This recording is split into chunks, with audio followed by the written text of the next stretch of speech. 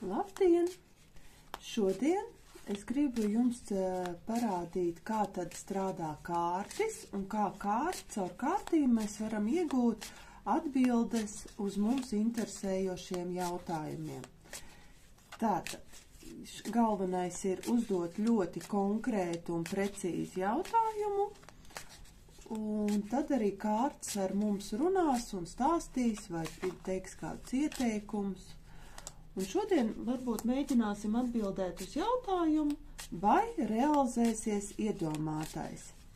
Protams, katrs padomājam, ko konkrēti mēs vēlamies realizēt, vai kas ir tas, ko mēs gribam tā kā iegūt, vai kādas atbildes saņemt. Un katrs, ja vajag, protams, apstādiniet video, pasēžat, padomājat.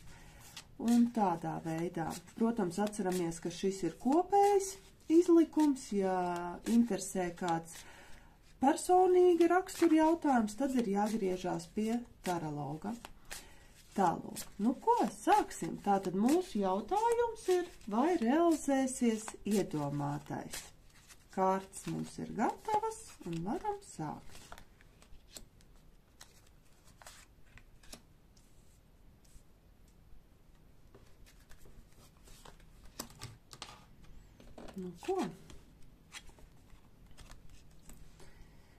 Tātad, ko mēs šeit redzam?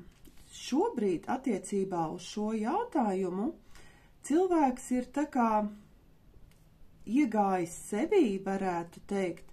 Cilvēks ir lielās pārdomās par to, vai šo situāciju vai lietu attiecībā, ko jūs esat iedomājušies katrs, vai viņam tas ir vajadzīgs un vai tas nesīs, būs pozitīva vai negatīva atbilde. Protams, kad šī ir tāda apdomu kārts, neskatoties uz to, ka mēs redzam, kad ir tā kā savu veida Jupītera atbalsts šai kārtī un arī svāru atbalsts, kas nozīmē, ka tagad cilvēkam ir dotas iespējas, bet vairāk vai mazāk cilvēks pats šaubās, ļoti šaubās, vai viņam tas ir jādara vai jārealizē.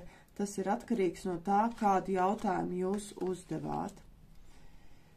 Tad nākošā kārts mums runā par to, kad attiecībā uz šo situāciju cilvēks arī domā, vai viņam resursi pietiks, jo tie resursi, lai realizētu šo situāciju, gan finansiālie, gan morālie, ir diezgan mazi. Un līdz ar to, neskatoties uz to, kad ir iespējas, ir jāturās, tad jāizstrādā, varētu teikt, kaut kāds ļoti konkrēts plāns darbības, lai šo situāciju vai lietu realizētu, jo šobrīd ir tā kā vai nu vēl jāpiekrāja arī līdzekļi, ja tas attiecās uz kādu pirkumu vai vēl kaut ko, ko jūs esat katrs iedomājušies. Un trešā kārts.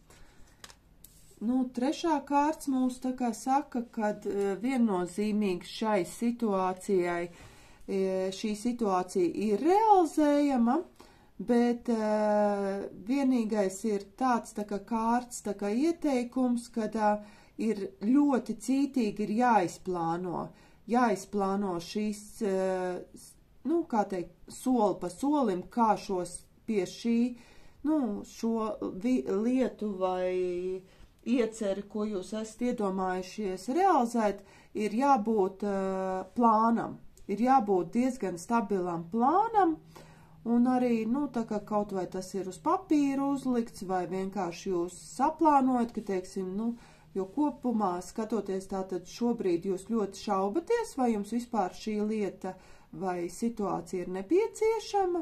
Šobrīd arī tā kā es varētu teikt, ka šās situācijas realizācijai ir nepietiekami līdzekļi, bet tai pašā laikā ir iespēja šo situāciju realizēt, pat finansiāli, tā kā vai var rasties iespējas līdzekļiem, vai būs kāda palīdzība tieši materiālā jomā, ja šito ko jūs esat attiecībā iedomājušies uz savu, bet, galvenais ir ieteikums, kad ir jāizstrādā, tiešām jāpasēž, jāpadomā, un kad viennozīmīgi nevajag par sevi šaubīties, jo, ja jūs šaubīsieties, tad šī situācija vai lieta, netiks nopirkta, netiks iegādāta. Es saku, tas ir atkarīgs no kā jūs, un arī varbūt nedaudz šobrīd trūkst līdzekļi, vajag padomāt, vai tas ir jāņem tad aizņēmums, vai vienkārši vēl kādu laiku vajag pakrāt, bet jebkurā gadījumā šai situācijai vai lietai, ko jūs esat iedomājušies, ir iespēja realizēties. Tālūk.